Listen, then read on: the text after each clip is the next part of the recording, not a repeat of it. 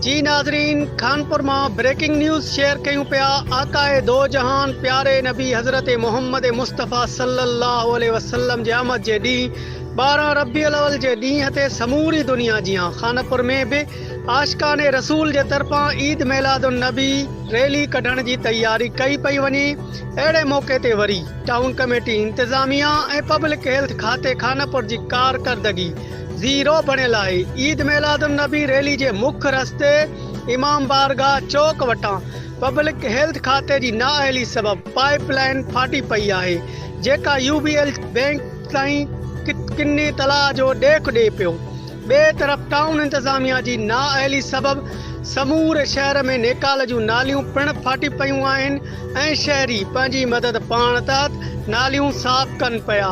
शहर गंद जे ढेर में तब्दील नज़र अचे पियो। रिपोर्ट बहादुर अली बुरड़ो, खानपुर।